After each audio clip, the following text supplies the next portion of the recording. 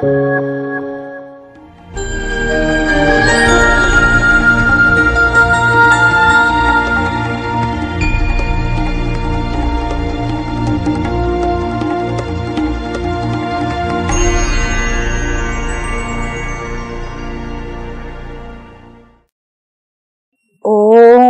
शांति। आज की तारीख है 26/5/19 और आज हम फिर से सुनेंगे प्राण प्यारे अव्यक्त मूर्तधारी अव्यक्त बाप दादा की ज्ञान मुरली। रिवाइज कोर्स की तारीख है 3/12/84 और आज की ज्ञान मुरली का शीर्षक है सर्व समर्थ शिक्षक के श्रेष्ठ शिक्षाधारी बनो। कि आज सर्वशक्तिमान बाप अपने चारों ओर की शक्ति सेना को देख रहे हैं। कौन कौन सदा सर्व शक्तियों के शस्त्रधारी, महावीर, विजयी और विशेषात्माएं हैं। एक तो उसको देखा कि कौन कौन सदा सर्व शक्तियों के शस्त्रधारी, जो महावीर हैं, विजयी हैं और विशेषात्माएं हैं। दूसरा, कौन कौन सदा नहीं लेकिन समय प्रमाण समय पर शस्त्रधारी बनते हैं। और आगे फिर तीसरे, कौन कौन समय पर शस्त्रधारी बनने का प्रयत्न करते हैं। एक है समय पर बनते हैं और ये है समय पर शस्त्रधारी बनने का प्रयत्न करते हैं। इसलिए कभी वार कर सकते, कभी हार खा लेते। एक बार कब हार के चक्र में ऐसे चलते रहते हैं। उनका कभी वार कभी हार, कभी वार कभी हार। तो इस प्रकार वो इसी चक्र में चलते रहते हैं। ऐसे तीनों प्रकार की सेना उसके अधिकारी बच्चे देखे। तीनों प्रकार के सेना के अधिकारी बच्चों को देखा, लेकिन विजयी श्रेष्ठ आत्माएं सदा पहले से ही एवर रेडी होती रहती हैं। समय प्रमाण शस्त्रधारी बनने में समय उनका शिक्षक बन जाता है। जो सेना के अधिकारी समय प्रमाण शस्त्रधारी बनते हैं, बाबा कहते हैं समय उनका शिक्षक जैसे बन जाता है। समय रूपी बाबा कहते हैं शिक्षक के आधार पर चलने वाले, जिनका समय शिक्षक बनता है, उनके आधार पर चलने वाले सर्वशक्तिमान शिक्षक की शिक्षा से एवर रेडी बनने के कारण समय पर वो धोखा भी खा लेते हैं। तो समय कभी उनको अचानक में धोखा भी दे देता है, तो फिर वो धोखे के भी शिकार बन जाते हैं। धोखा खाने से स्मृति के होश में आते हैं। जैसे कोई धोखा दे देता है तो धोखा खाते वक्त तो वो बात जो सत्य होती है वो याद नहीं रहती। अगर वो याद रहे कि धोखा किन बातों से मिलता है, कैसे मिलता है, अगर वो बात याद रहे तो व्यक्ति कभी धोखा ही ना खावे। परंतु अक्सर देखा जाता है कि धोखा खाने के बाद स्मृति में आते हैं, होश में आते हैं। इसीलिए सर्वशक्तिमान शिक्षक के श्रेष्ठ शिक्षाधारी बनो। इसीलिए जो समर्थ बाप परम शिक्षक बन करके जो हमें शिक्षाएं देते हैं, उनको धारण करने वाले हम शिक्षाधारी बच्चे बने। समय रूपी शिक्षक के शिक्षाधारी नहीं, हम वो सर्व समर्थ बाप के शिक्षाधारी बच्चे बने, परंतु जो समय रूपी शिक्षक है उसके हम शिक्षाधारी न बने। आगे मीठे मीठे बाप दादा कहते हैं, कई बच्चे बाप दादा से रू रिहान करते, वह आपस में भी रू रिहान करते।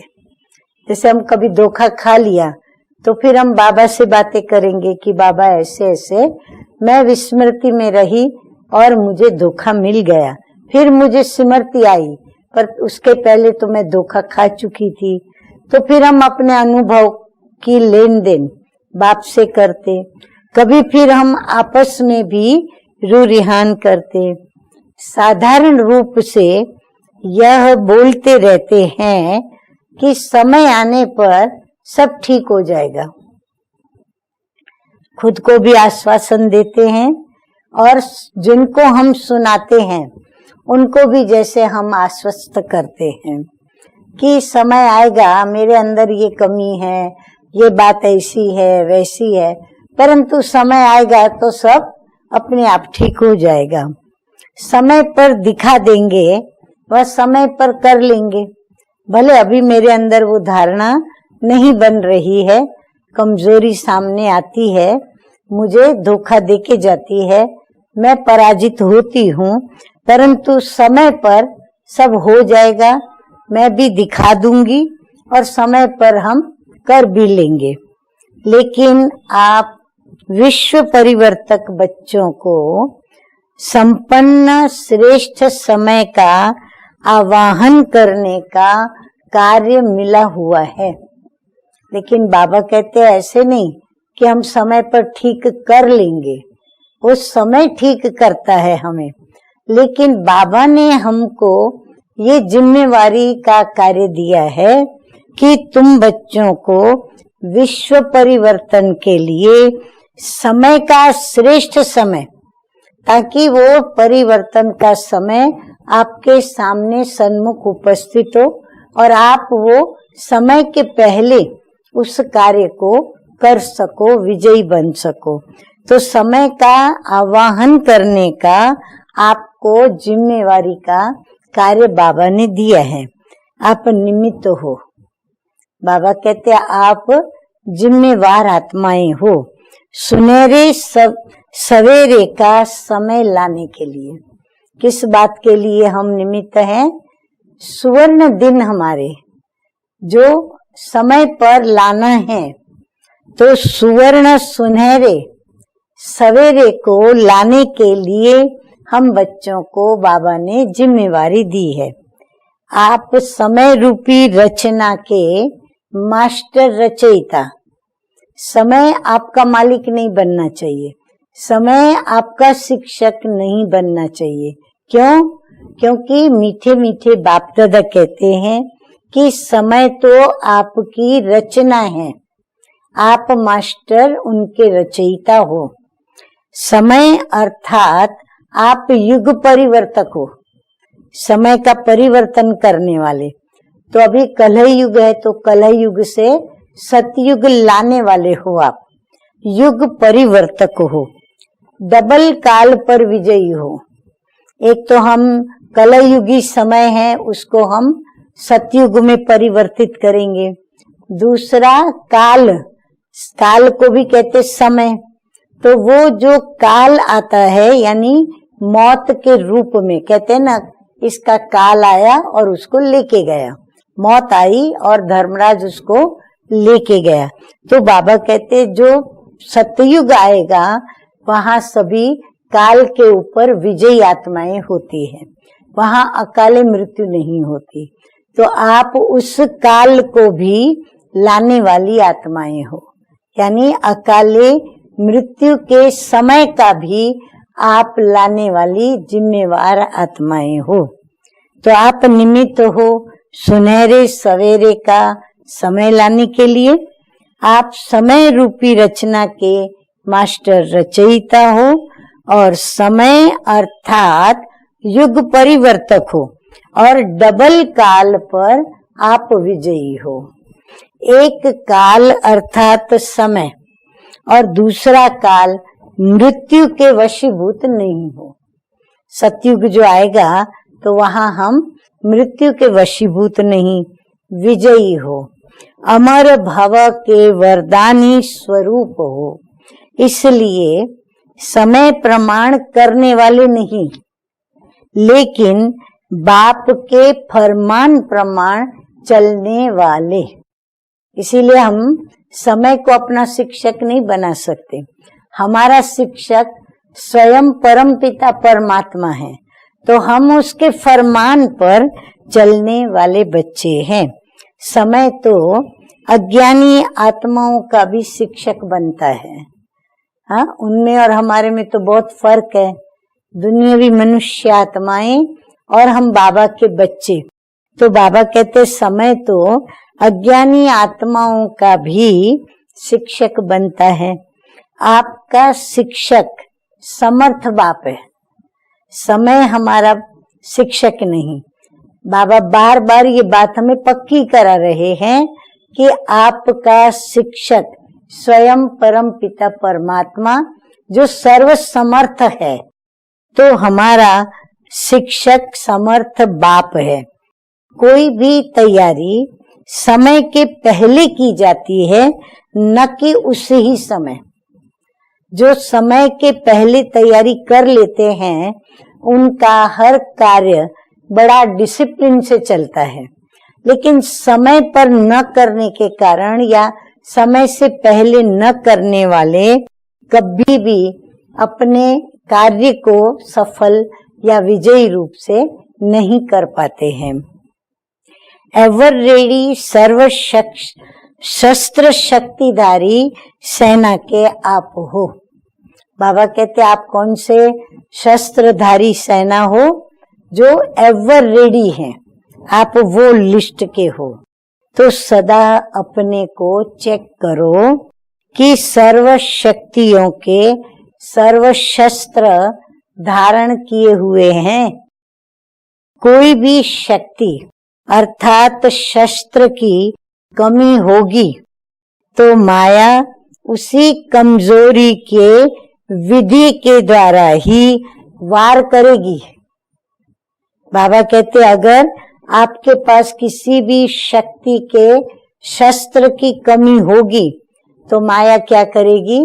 वो ही वीक पॉइंट आपकी उठा करके और आपके कमजोरी पर वार करेगी। इसीलिए इसमें अलबेले नहीं बनना। और सब तो ठीक है, थोड़ी सी सिर्फ एक बात में कमजोरी है। बाबा कहते चल और तो सब बातें ठीक, परंतु एक बात जो सब में पाई जाती है वो एक कमजोरी है। लेकिन एक कमजोरी माया के वार का रास्ता बन जाएगी। अगर एक कमजोरी को हमने ध्यान नहीं दिया तो वो कमजोरी क्या बन जाएगी? माया के लिए प्रवेश करने का और अन्य कमजोरियों को प्रवेश कराने का एक रास्ता बन जाएगी। जैसे बाप का बच्चों से वायदा है। क्या वायदा है? कि जहां बाप की याद है वहां सदा मैं साथ हूँ। बाबा कहते अगर आप मेरी याद में हो तो मैं आपके सदा साथ हूँ। तो ऐसे माया की भी आपको चैलेंज है। हाँ, माया ने हमसे क्या चैलेंज की है कि जहां कमजोरी है वहां मैं व्यापक। कि कमजोरी अंश मात्र भी माया के वंश का आवाहन कर देगी। इसीलिए यदि कोई भी एक कमजोरी रही ना तो वो क्या करेगी? माया के वंश सहित हमारे अंदर प्रवेश करेगी। सर्व शक्तियों के बच्चे तो सब में संपन्न होना है ना।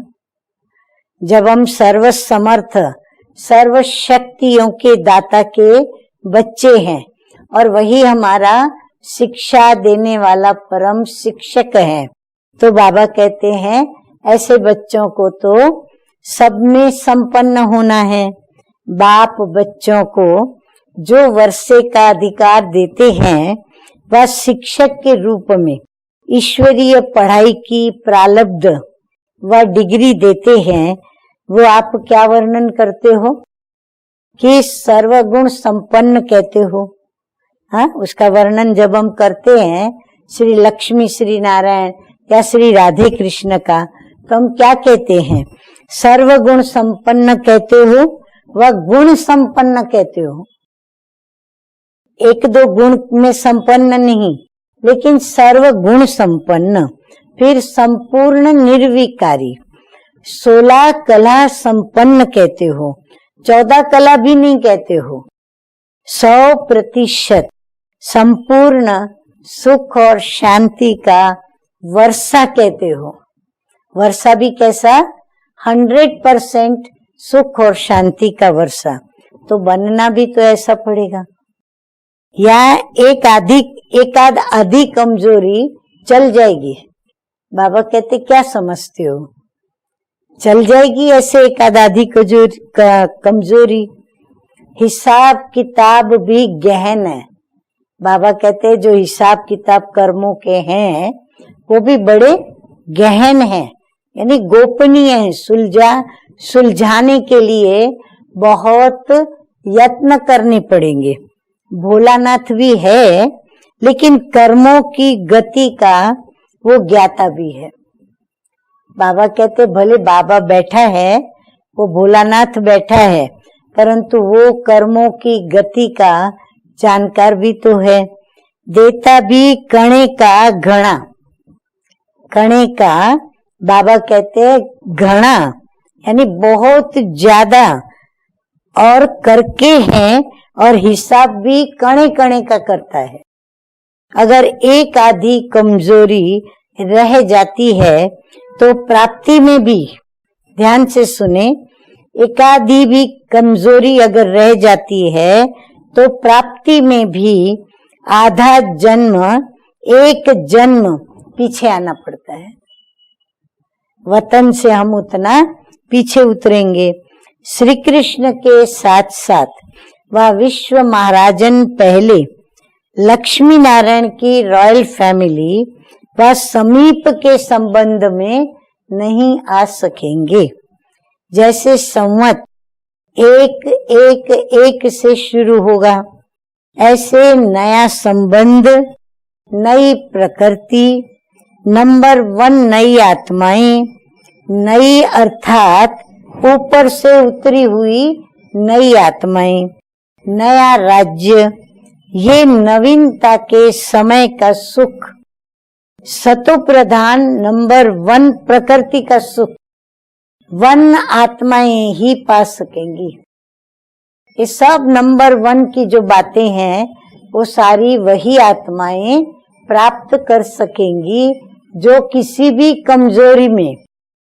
कमजोरी को अपने में रखेगा नहीं, एक आधी भी कमजोरी अपने पास नहीं रखेंगे। नंबर 1 अर्थात माया पर विन करने वाले, तो हिसाब पूरा होगा। बाप से वरदान का वर्षा प्राप्त करने का वायदा यही किया है कि साथ रहेंगे, साथ जाएंगे और फिर वापस ब्रह्मा बाप के साथ राज्य में आएंगे।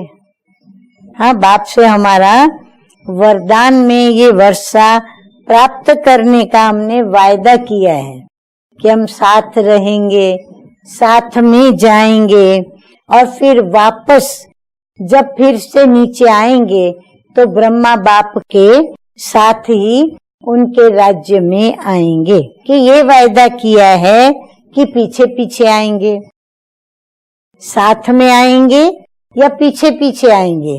क्या वायदा किया है? समान बनना ही है, साथ रहना है। संपन्नता, समानता सदा साथ साथ के प्रारब्ध के अधिकारी बनाती है। अगर बाप के साथ साथ रहना है तो एक तो संपन्नता आ जाए हमारे अंदर, दूसरा बाप समान गुणों में समानता आ जाए, तो हम प्रारब्ध के अधिकारी बन सकते हैं। कौन से प्रारब्ध? बाप के साथ साथ राजधानी में हम आए। इसलिए संपन्न और समान बनने का समय अलबेलेपन में गंवाकर अंत समय होश में आए तो क्या पाएंगे। इसलिए बाबा कहते हैं समान बनने का ये जो समय मिला है उसको अलबेलेपन में हम न गंवाएं, और अंत समय अगर हमको होश आया तो हम क्या पाएंगे, कुछ भी नहीं पा सकेंगे। तो आज सभी के सर्व शक्तियों के शस्त्रों की चेकिंग कर रहे थे। रिजल्ट भी सुनाई कि 3 प्रकार के बच्चे देखे। आप सोचते हैं कि आगे चल ये अलबेलेपन के नाज इतना थोड़ा सा तो चल ही जाएगा। हाँ, आप बच्चे सोचते हो चलो थोड़ा सा अलबेलापन चल जाएगा, इतनी मदद तो बाप कर ही देगा। लेकिन ये नाजुक समय पर, ये नाज नखरे नाजुक समय पर कहीं धोखा न दे देवे, और बच्चे नाज से उल्हाना न दे कि इतना तो सोचा भी नहीं था। इसीलिए नाजुक समय सामने आता जा रहा है। भिन्न भिन्न प्रकार की हलचल बढ़ती ही जाएगी। ये निशानियां हैं समय के आने की। ये जो भी हलचल भिन्न भिन्न प्रकार की सामने आती है वो हमें ये इशारा देती है क्या, कि समय परिवर्तन हो रहा है। ये ड्रामा में इशारे हैं तीव्र गति से संपन्न बनने का। तो समझा। अभी आके मीठे मीठे बाप दादा कहते हैं कि आजकल मधुबन में 3 तरफ की नदियों का मेला है। त्रिवेणी नदी का मेला है ना। तीनों तरफ के आए हुए लगन से पहुंचने वाले बच्चों को विशेष देख बच्चों के स्नेह पर बाप दादा हर्षित होते हैं। मुख की भाषा नहीं जानते लेकिन स्नेह की भाषा जानते हैं। कर्नाटक वाले स्नेह की भाषा को जानने वाले हैं, और पंजाब वाले क्या जानते हैं, पंजाब वाले ललकार करने में होशियार हैं।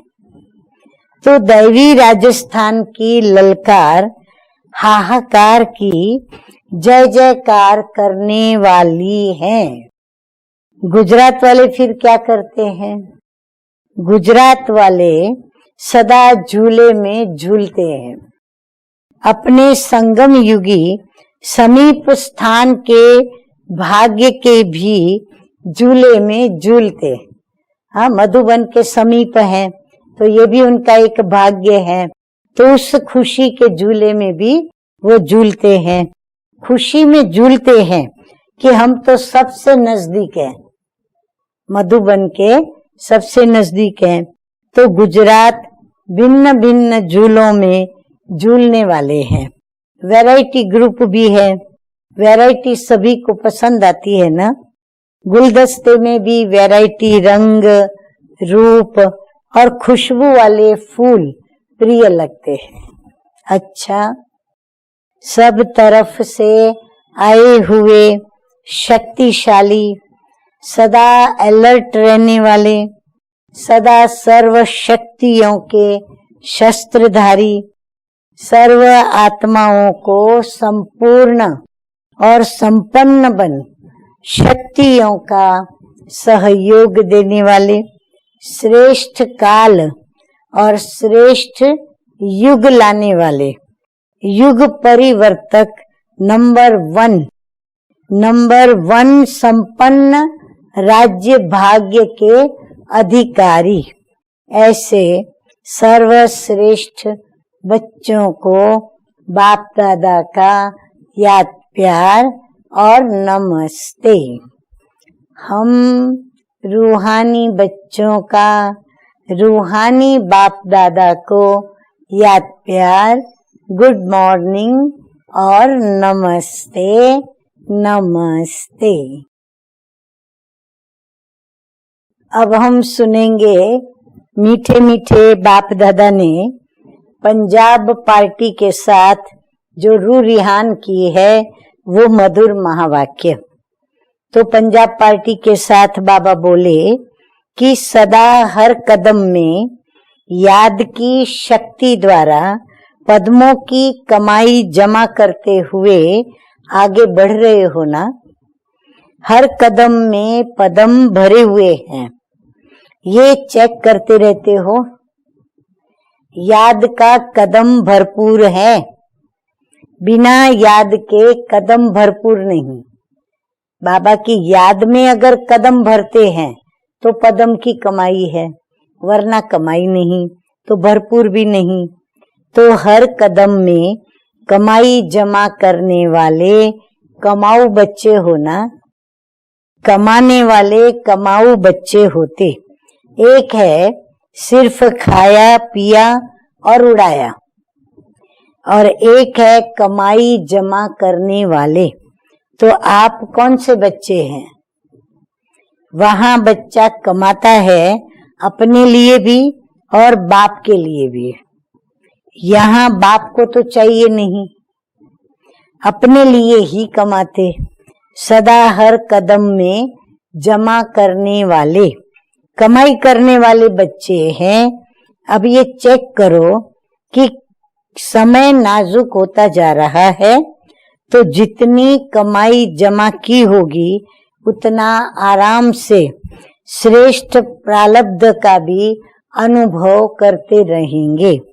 भविष्य में तो प्राप्ति है ही, तो इस कमाई की प्राप्ति अभी संगम पर भी होगी। जो हमने कमाई की है उसकी प्राप्ति बाबा कहते हैं संगम पर भी आपको होगी और भविष्य में भी होगी। तो सभी कमाने वाले हो या कमाया और खाया।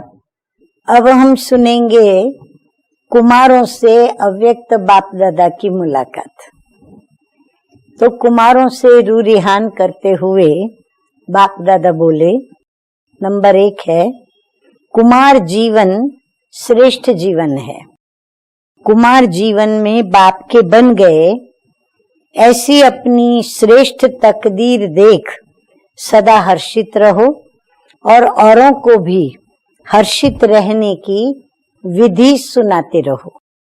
सबसे निर्बंधन कुमार और कुमारियां हैं।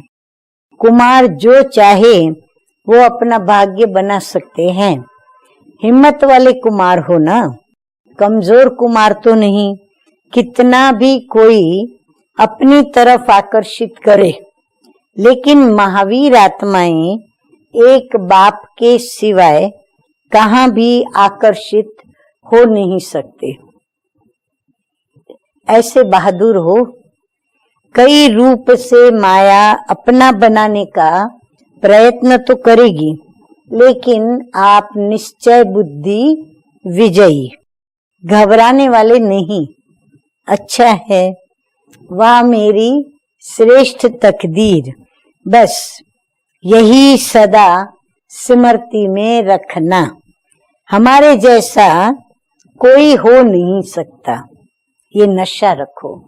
जहाँ ईश्वरीय नशा होगा वहाँ माया से परे रहेंगे।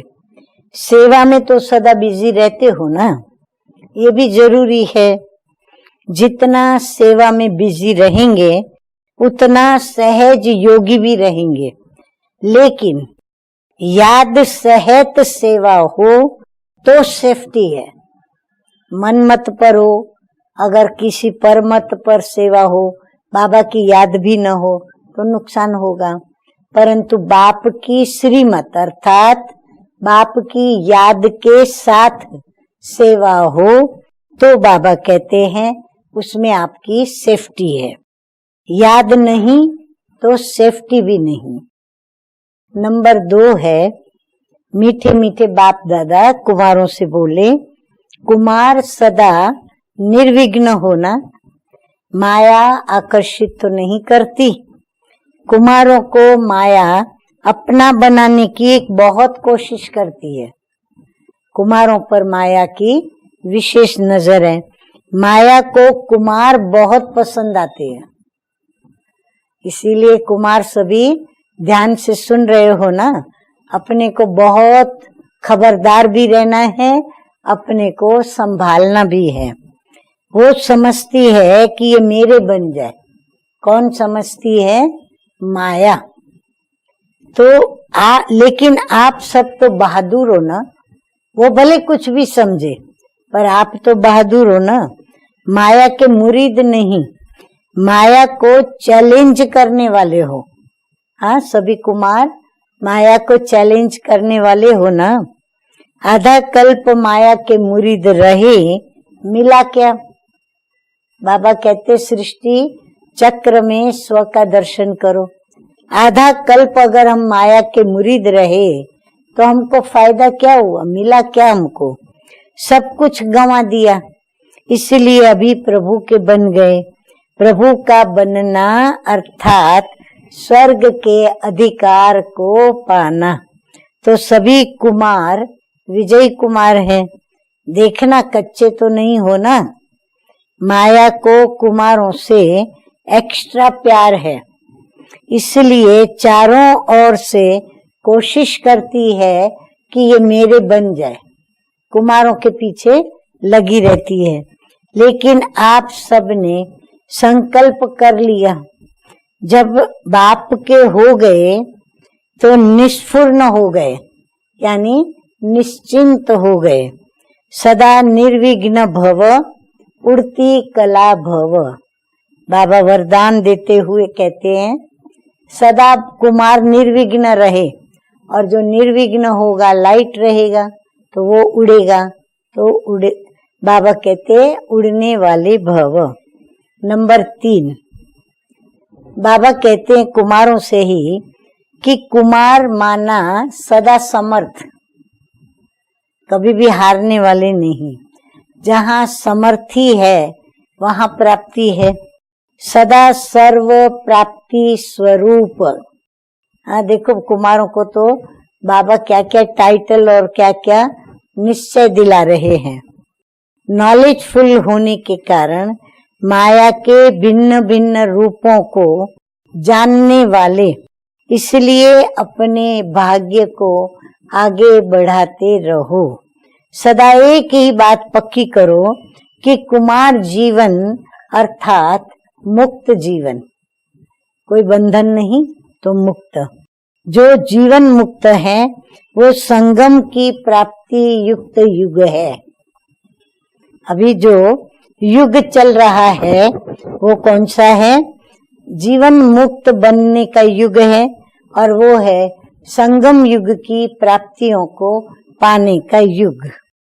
सदा आगे बढ़ते रहो और बढ़ाते रहो। कुमारों को तो सदा खुशी में नाचना चाहिए। क्यों? कौन सी खुशी में नाचे भला? वाह कुमार जीवन, वाह मेरा भाग्य, वाह ड्रामा और वाह बाबा। बाबा कहते अपने ही पाठ को देख देख खुशी में आना है। बस यही गीत गाते रहो। खुशी में रहो तो कमजोरी आ नहीं सकती। सेवा और याद दोनों से शक्ति भरते रहो। कुमार जीवन लाइट जीवन है, हल्की जीवन है। इस जीवन में अपनी तकदीर बनाना ये सबसे बड़ा भाग्य है। बाबा कहते हैं इस जीवन में, अंतिम जन्म के, अगर हमने अपनी तकदीर बना ली बाप के द्वारा, तो ये हमारा सबसे बड़ा ऊंचा भाग्य है। कितने बंधनों में बंधने से बच गए। आप स्वाभाविक है, अगर शादी करते हैं तो फिर नए नए बंधनों को भी झेलना पड़ता है, फिर उन बंधनों में बंध कर चलना भी पड़ता है। तो बाबा कहते हैं कितने बंधनों के बंधन से बच गए। सदा अपने को ऐसे डबल लाइट समझते हुए उड़ती कला में चलते रहो तो आगे नंबर ले लेंगे। अच्छा, तो अभी हम सभी ने सुना कुमारों के साथ मीठे मीठे बाप दादा की रू रिहान क्या चली। अब हम सुनेंगे सतगुरु बाबा का वरदान। तो वरदान है, क्रोधी आत्मा को रहम के शीतल जल द्वारा गुणदान देने वाले वरदानी आत्मा भव। मीठे मीठे बाप दादा कहते हैं कि आपके सामने कोई क्रोध अग्नि में जलता हुआ आए, आपको गाली दे, आपकी निंदा करे, तो ऐसी आत्मा को भी अपनी शुभ भावना, शुभ कामना के द्वारा, वृत्ति के द्वारा, स्थिति द्वारा गुणदान या सहनशीलता की शक्ति का वरदान दो।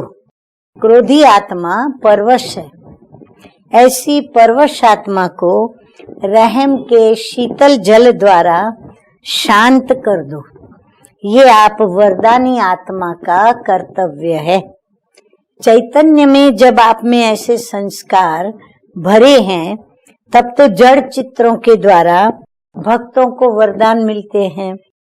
स्लोगन है आज का, याद द्वारा सर्व शक्तियों का खजाना अनुभव करने वाले ही शक्ति संपन्न बनते हैं। अच्छा, ओम शांति।